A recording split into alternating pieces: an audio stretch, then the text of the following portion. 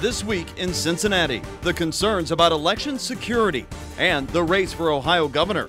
The race to succeed John Kasich has already begun. Today, we talk with Ohio's Secretary of State, Jon Husted, who is running to move up to the top job in the state. The people, the headlines, the issues impacting you and your family. This week in Cincinnati on 9 on Your Side. Good morning and welcome to This Week in Cincinnati. Today we are speaking in depth with one of the candidates for Ohio governor, Secretary of State Jon Husted. Husted has three opponents so far in the GOP primary race. They are Ohio Attorney General Mike DeWine, Congressman Jim Renacci, and Lieutenant Governor Mary Taylor. On the Democratic side, former State Representative Connie Pillich is running, as are State Senator Joe Schiavone, former Congresswoman Betty Sutton, and Dayton Mayor Nan Whaley, and former Wayne County Commissioner Dave Kiefer as well. So with us now is Ohio Secretary of State Jon Husted. Thank you so much for being with us. As head of elections, among other things, how troubling are some of the comments and rhetoric across the country right now when it comes to election security and voter fraud? Well, I've always tried to take a responsible approach. I want to make Ohio a place where it's easy to vote and hard to cheat. That's the dynamic that we try to balance. We want to make it as easy for people to cast a ballot as possible, which in Ohio I believe it is. You know, you can register to vote online. We vote for nearly a month. You don't even have to leave home to vote. So we made it very easy to vote. But we also need to make sure that it's hard to cheat. That's why we do make a special effort to keep the voter rolls up to date. We've removed 1.6 million duplicate names, over 565,000 deceased voters from the voter rolls. We cross-match on citizenship data to make sure that no non-citizens are on the rolls. And it's important because you want people to trust the outcome of the election, so they have to trust the manner in which the elections occurred. And in Ohio, as I say, voter fraud exists. It's rare. And when we catch people, we hold them accountable, and we're building a better system every day to make sure that the integrity of the elections are upheld. When you look at some of the past numbers, 2012, 2014, 2016, 2016, 153 irregularities reported, 22 voted in one or more state, 2014, 42 irregularities, 14 cases were passed on for investigation, further prosecution possibly. 2012, there were 625 irregularities, 270 referred. When you look at those pretty small numbers in comparison to the millions of people that voted, and then you have President Trump, who has claimed that nearly 4 million people voted illegally across the country, and that's why he didn't win the popular vote.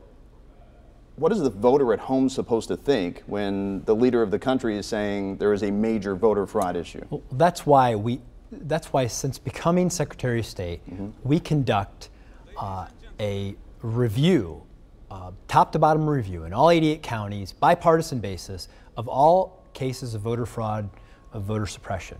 I do that to share the facts so that people know what the facts are. You can reflect on the facts. There have been hundreds of cases of voter fraud in Ohio, okay? So do you think that's a crisis? Some people will say, no, that's not a crisis. Right. However, we've also had 112 elections that have been decided by one voter tied. So we don't want to build any artificial barriers in the name of voter fraud to keep people from voting, but we also have an obligation to build a secure system. And so I just share the facts, and I think that most people agree that it's not a rampant problem, right, but it exists. This exists, and so we have to take reasonable measures to make sure that we prevent it from happening. Presidential Advisory Commission on Election Integrity. You have responded to the federal government's request for voter information, and just actually a couple days ago, this past week, you sent out another response to a federal court.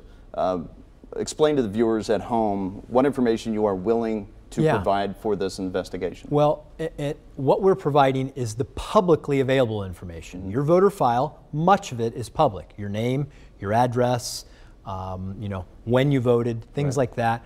That's publicly available.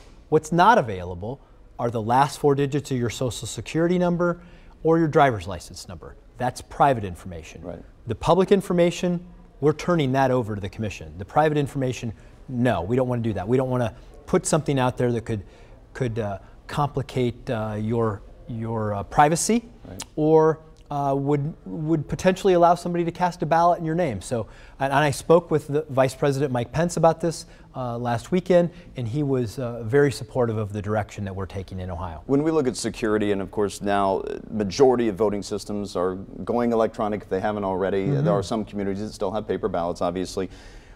In the realm of hackers and security technology and IT and everything that comes along with this, there have been allegations, even with this last cycle, where hackers from somewhere, I don't want to say specifically where because some of that is still kind of out on the fence, where systems appeared to be hacked or attempts. How do you stay ahead of the hackers in an environment where someone, if they did gain access, could not only steal data, but could influence the election? Couple things that are important to know there. That first of all, none of our voting equipment is connected to the internet, so you can't hack anything that's connected with casting a ballot or counting a ballot. What is on the internet is our statewide voter database. That is backed up at the state and local level every day, and so we have these records secured on a daily basis. But we work with Homeland Security, the FBI, the cybersecurity unit at the National Guard to modernize our system to make it very difficult for someone to hack and to penetrate. But there's nothing really available there that could impact the outcome of an election. So it's not really a rich target for a hacker to have much of an opportunity because we don't have any of our voting tabulation equipment connected to the internet. There's not much there to hack. We're almost done with this first block, but so basically for the viewers at home, when they cast their vote, they should feel secure. They should feel secure. In Ohio, we've got a great system, and we work with the top security people in the nation to make sure that we're protected. There have been no incidents in Ohio of any of our voting equipment being hacked or our system being hacked. But it doesn't mean it can't happen. We're building, so we have to take precautions to make sure that it doesn't. All right, our discussion is not over. 9 on Your Side is working to have all of the major candidates, by the way, for Ohio governor join us here on This Week in Cincinnati during the next few months. We will continue our conversation with Secretary of State Jon Husted in just a moment. The people, the headlines, the issues impacting you, all on This Week in Cincinnati on 9 on Your Side.